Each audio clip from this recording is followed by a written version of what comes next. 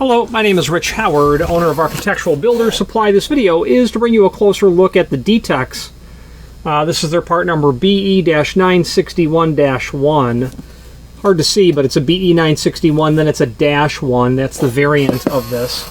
This is what's called a battery eliminator, and that allows you basically to hardwire, like an ECL230D and a couple of other devices. A V40 can be done as well. So if you have a exit device or egress control hardware and it's battery operated and you just want to be done with batteries because maybe it's a vandalism problem, someone continually removes the battery so that, you know, a means of bypass can be done on it, or it's vandalism or theft, or you don't want to change batteries anymore, you can hardwire it. And the BE, the battery eliminator, 961, the -1 variant will allow you to do that. So let's go through the contents of the box. You're going to have a junction box here with the circuit board that will allow you to connect your transformer to your device. Okay, cast aluminum. Give you some basic dimensions. You know, it's a double gang box, 4 5/8, 4 5/8 overall, right? Overall depth about 2 inch. This is going to include the stainless faceplate. It will include the 4 screws to attach it. You see that you have a small sight glass there. There's an LED that's going to indicate that you have power.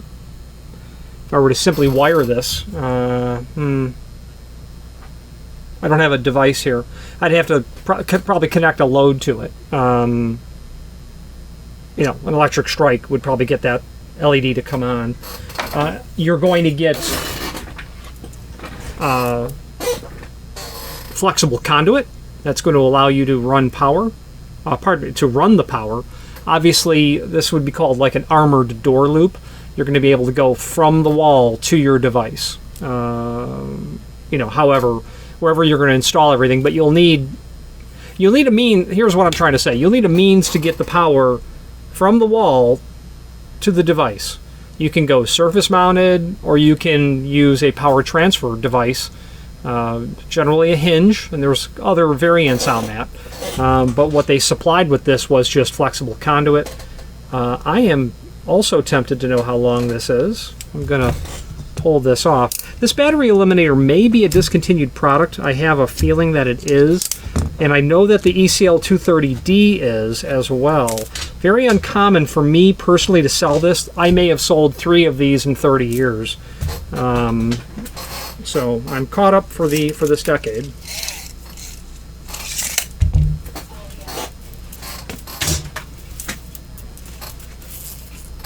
We'll just get fairly accurate with this without encumbering ourselves too much. So folded it up 4 times. It's probably about 10 feet long would be my guess. Yeah, about 10 feet long. I've got about 28 inch here, 56, 112 inches, so 9.5 feet in that range is what you're going to have here in terms of this, the length of the conduit that's included. You're going to have 4 wires coming out, 2 yellow, a red, and a black. That is obviously going to allow you to, however you slice and dice this, it's going to allow you to be able to connect from your transformer to your battery eliminator, from the battery eliminator to the device itself. So there ought to be enough armored door loop here for you to be able to handle all of that, would be my guess.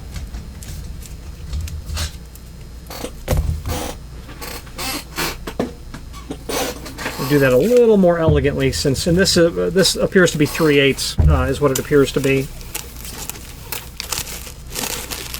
It's called an armored door loop, a very common, inexpensive, easy to install means to get power to something. And these are used because people are adding access control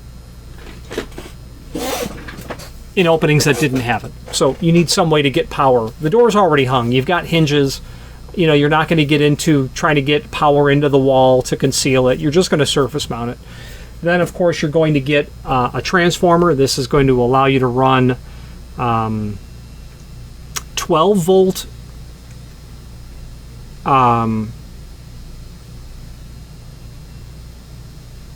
this transformer is obviously going to take line voltage. Okay, you have your outputs here. So let's take a closer look at what that says. Line voltage to the transformer to low voltage.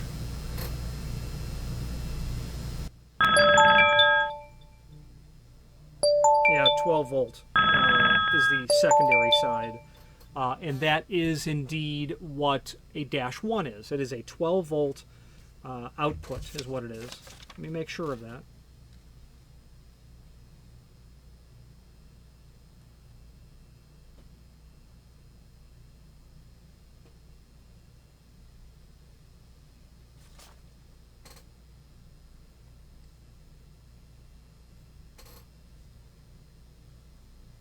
Your load is on this side.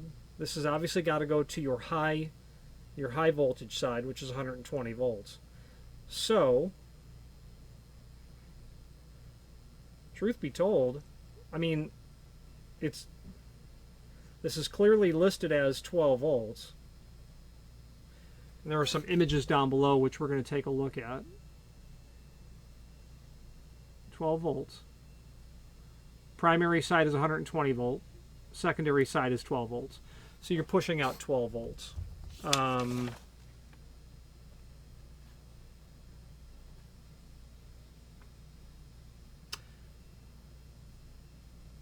It can apparently do 9 or 6 volt output as well. I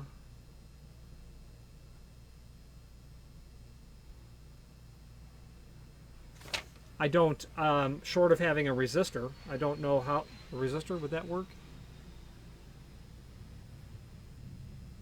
Yeah, it would. I mean, your amperage would stay the same. E equals I times R, so if R went up and I was constant, E would go down.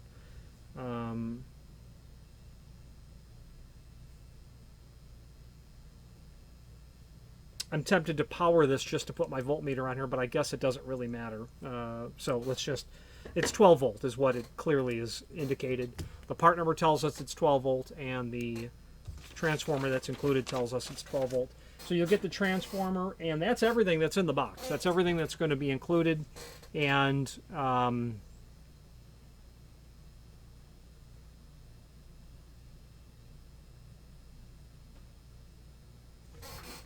so I think what we're dealing with, you know what, we're going to power this thing because I'm not convinced of what it is. I think what happens is this. I bet this is putting out 12 volts. You wire it to the battery eliminator. Now we're putting out a lower voltage.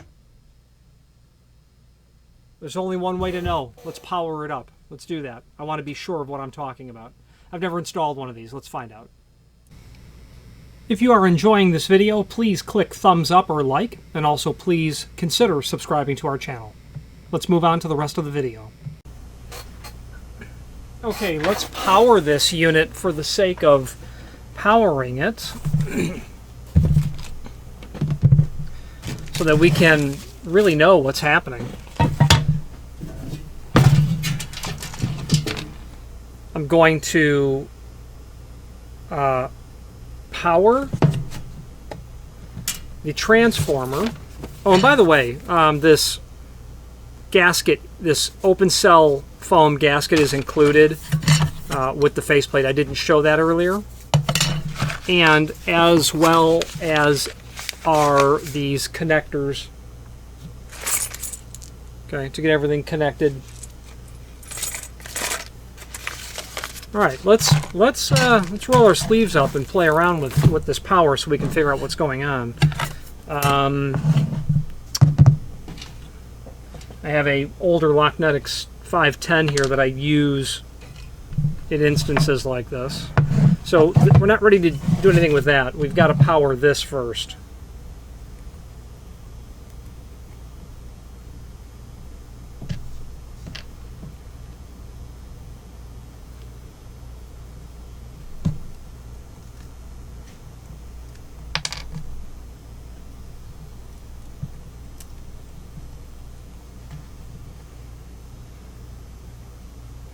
We're not going to be looking to get too sophisticated with a very temporary setup that all we're really going to do is just put our voltmeter on.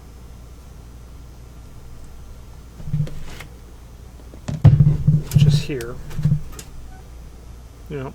Okay, so we've got this plugged in. So now what we need to do is to get this powered to it. And let's get a slotted screwdriver for that.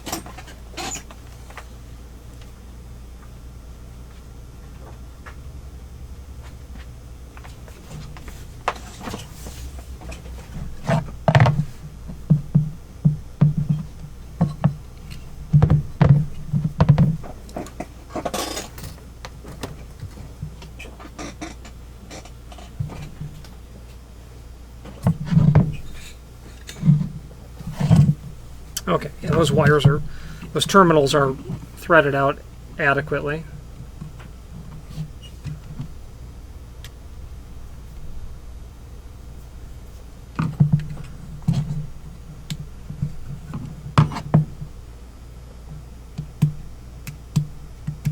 For a moment there, made sure that I was unplugged from the wall. I walked up, as I was 10 years old, I was went out to the farm with my great-grandmother. I won't bore you with that family story, but I walked up to take a closer look at the cows, who were right by a fence. Well, it was an electric fence. And I don't, you know, I know,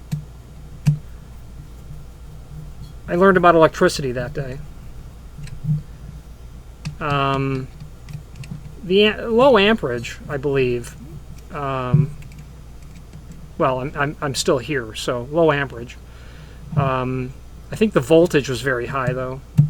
You know, having high voltage, you know, I'm sure you've heard the saying, it's not the voltage that kills, it's the amperage. You can have 1,000,000 volts, but if you don't have any amperage, or very, very small amperage, you're just not going to go very far. Okay, so I have my 110 going to the primary side. My load, my secondary side, is going to the battery eliminator. We're still AC voltage here. This obviously must turn it into DC voltage. I don't know that for sure, but I mean, I don't think we're going to have an AC powered unit. Yeah, white wires. Yeah. So, line voltage, white wires, red and black going to the device, the load. So, I don't see any trouble with what we've done so far. So what my point here is to get this plugged in and then to determine what our voltage points are. What voltage do we have running at all points? Everything here looks reasonably safe, so let's plug this in. We should get an LED. Maybe, no, well, actually we are. We're getting a green LED here on our battery eliminator. You can see it's green right there. Okay, so let's check some voltage. Well, so we are thinking we're going to have AC over here. So I'm going to set myself to alternating current. I'm expecting to see 12 volts. So I'm going to turn my range to 20. I'm not expecting to see more than that.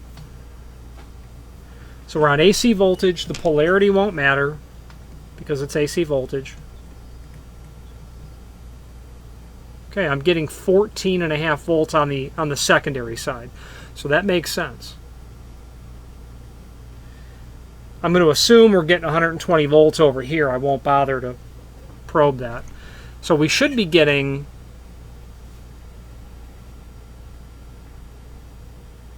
9 volts DC on this side. So let's switch ourselves to DC voltage. I'm expecting to see not more than 20, but more than 2.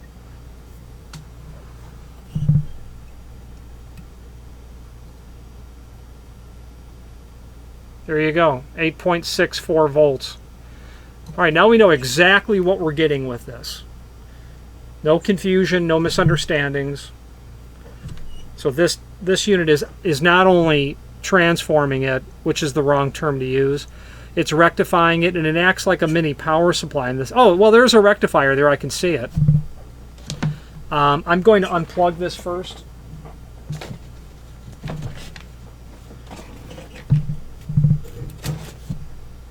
It's unplugged. Let's remove the wire so I can tip the battery eliminator up.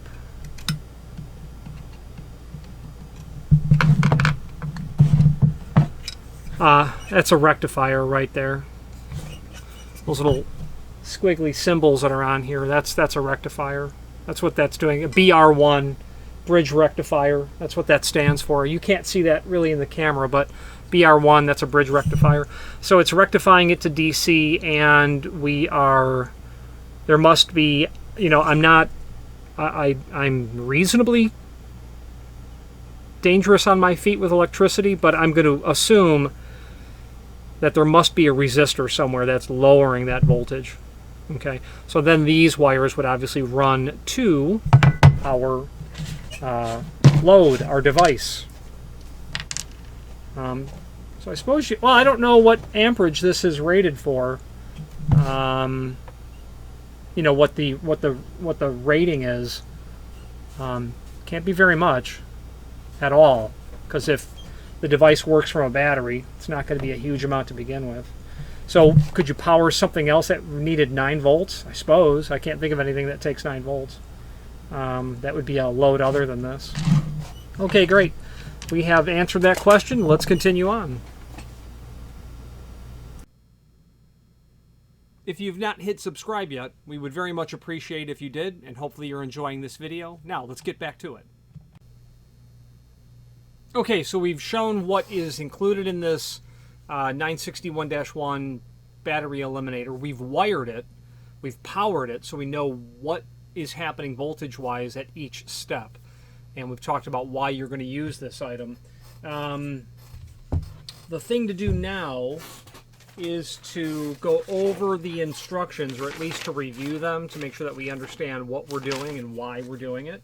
So let's switch to the screen view and let's take a closer look at all the supporting documentation. If you've made it this far into this video, you must be determined to see it through to the end, and we appreciate your hanging in there with us and watching this entire video. It means a lot. It takes a lot of work to create these videos, in the sense that it's time taken away from doing other things.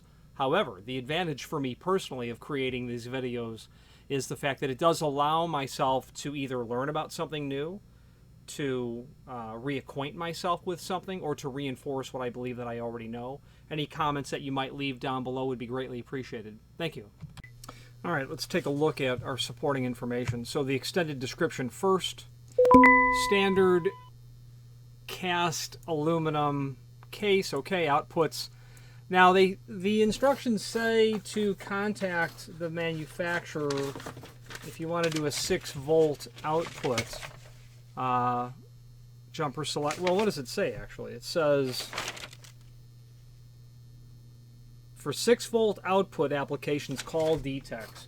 But then the description says that there's a jumper, and I don't see a jumper.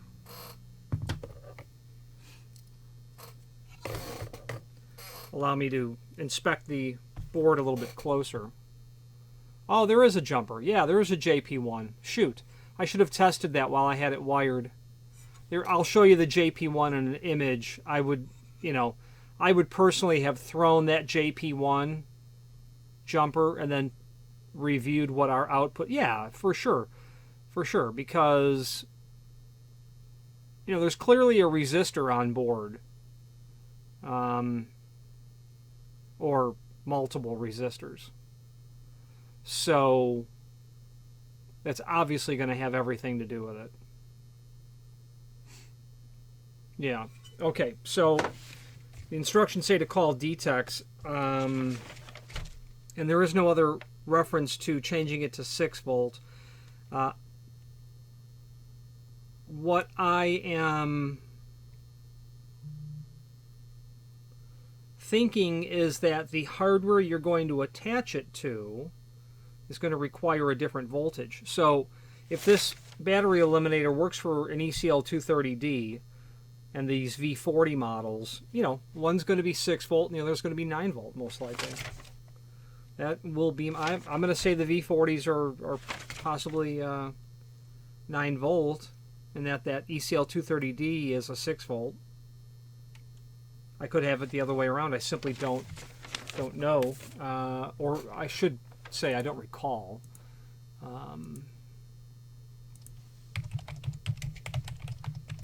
See if I can determine that.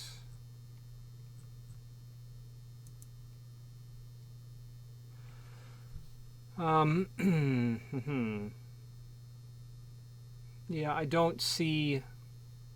I see that they have batteries, 12 and 24 volt. Those are obviously going to be for backup in a power supply.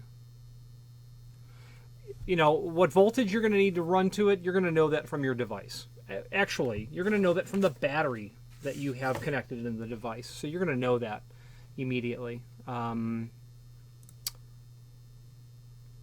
you'll know that by looking. Okay, so I was, I think I had it right. I'm looking at the V40 here, and it clearly says 9 volt battery. All right, so ECL-230D, which I am all but positive it's a discontinued item.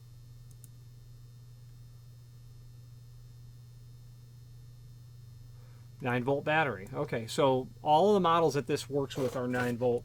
Why you would be putting this down to 6 volt, I don't know. For 6 volt output applications, call Detex. There must be something that this will power as a 6 volt model. All right, so let's get back to the review of this item. Designed to power security devices. Powered series exit control locks. V40s, EA500s. Maybe the EA500 exit alarm is a 6 volt. That's a little doodad that has a magnetic switch on it. Exit alarm is what it is. EA500. Very typical, very common.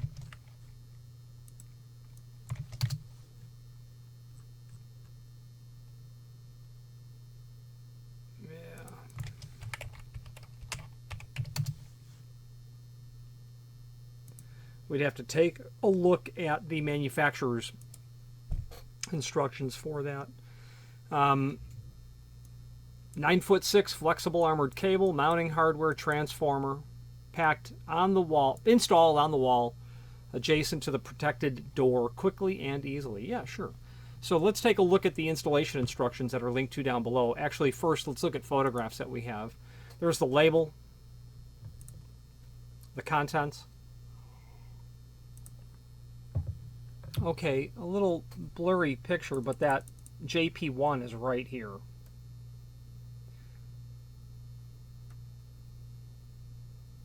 I know that this is a resistor. I'm not sure what these are. I don't have a background in electronics. Resistors are over here. You know, someone with a background in electronics could, I'm sure, look at that and have a pretty reasonable understanding of what's doing what and the path of all of this. I don't have that sort of skill.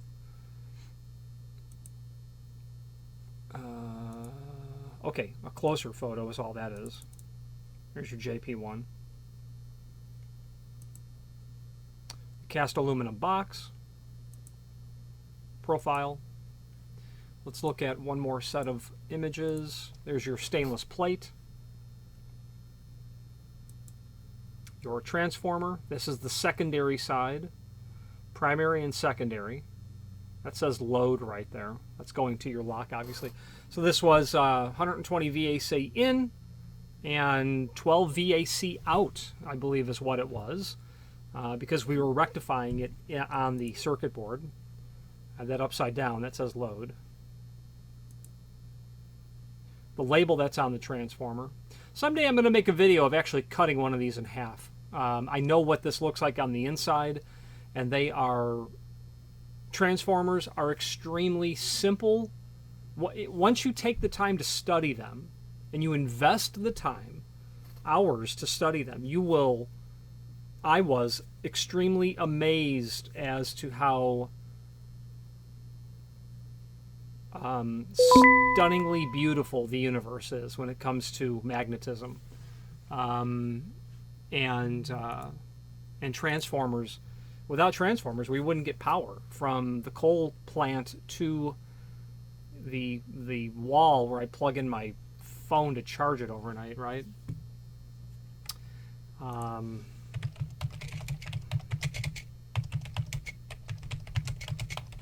And step up, step down transformers, they're everywhere. So if you use the word transformer,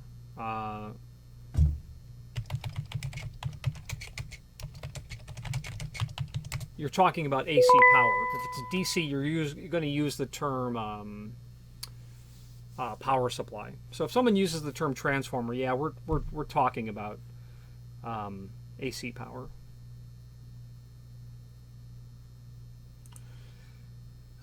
The primary side,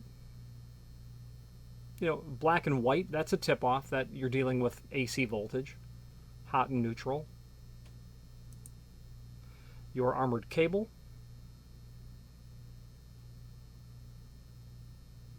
2 yellow wires, yeah, sure. I mean, there's no polarity in AC. And then you have your black and red, that generally goes with DC, right? Your installation instructions, then the screws for the faceplate. The only thing I don't have an individual picture of here is that foam gasket. So let's look at the installation instructions that are linked to down below. This is an elevation drawing of what it ought to, well, it's a partial elevation drawing.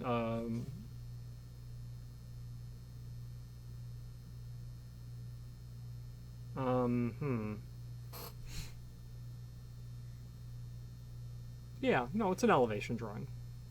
I don't think it's missing anything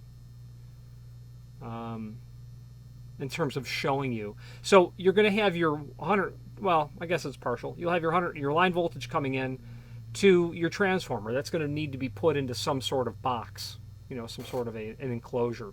Your flex conduit's going to come down. Line voltage, your conduit to this, you can use typical conduit for this as well, but it includes the flex. You'll need flex here is what the point is. So you could run conduit all the way down and then flex from here. I would think that might be a bit more aesthetically pleasing, although it would certainly be more work. This is going in and then out of your BE961. You're going to bring your 12 volt AC to here, then your 9 volt DC down here to your device. Simple. Showing you what we're dealing with.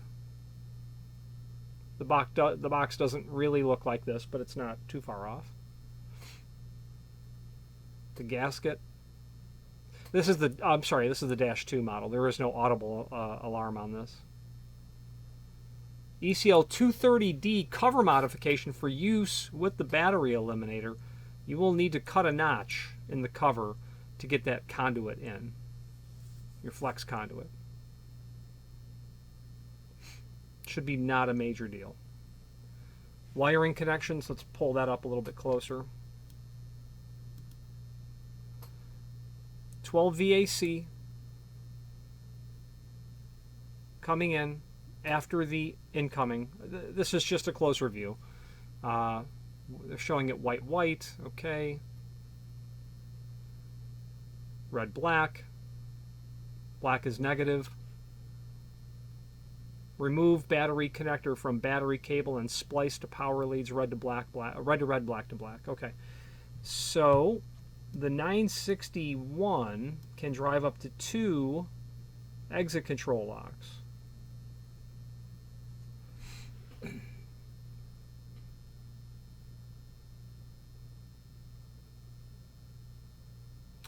So your armored cable that we had showed earlier has those pair of yellow wires. I mean, if you were to cut the cable to get it from here to here and then down here, you could pull out, the red and black up here and just use the 2 yellow to get your AC down to the battery eliminator, and then pull out the yellow down in this section and just run your red and black. I wouldn't see, I would end up just leaving them there and tying them off. I wouldn't go out of my way to strip wires out when there was no need to really do that. But the Dash 2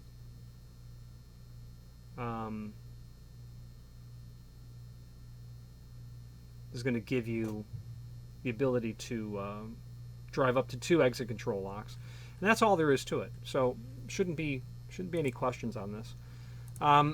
There's a link below this video. Oh, details. I don't know that this actually has anything to do with anything. Just showing a door position switch. It doesn't belong here. I'll leave it here. There's a link here below this video where you can review not only all of the Detex products we sell by means of this horizontal navigation, but also a link to the manufacturer's website, as well as a link to the full product catalog. Other encyclopedic documents will be put here. Cylinder compatibility chart, installation videos, application and technical support manual, older versions of the catalog, etc. Let's wrap up this video on camera and I will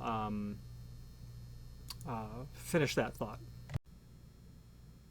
Regarding the links to ads that you might see in this video, we do apologize for any interruption to a smooth viewing experience, and hopefully the ads that are being presented to you are related to the base product. And if there is something, feel free to click on those and perhaps consider taking a look at what that other advertiser is promoting. Let's get back to the video.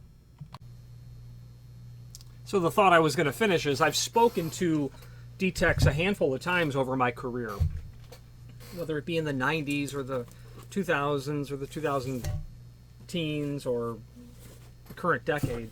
And their tech support is exceptionally remarkable when it comes to extremely positive bedside manner, if you will, extremely outgoing, and absolutely interested in taking ownership of the problem, so that at the end of the call, they're confident that you got the answer that you need and that you understand it. And I don't call them very often, but when I do, it results in just me walking away smarter and better as a result every single time. Unfortunately, I know that Detex is, with COVID and the year that we are in at this time, I know that their supply chain has, as has everyone's supply chain, been utterly disrupted.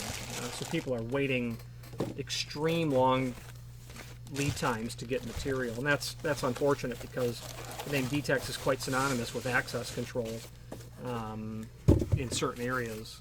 If you think of an exit device with a magnetic lock, you may be thinking of Detex. I know I do at times.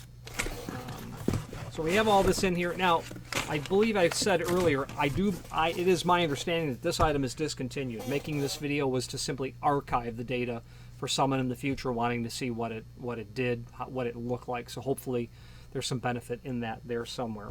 If you have any questions on anything Detex, feel free to reach out to us. If I don't know the answer, I am more than happy to call the factory and become better as a result of that conversation. Thank you very much. Again, thank you for watching, and if you've enjoyed this video, please click thumbs up, please subscribe, and maybe even send the video to someone that you know. Thank you.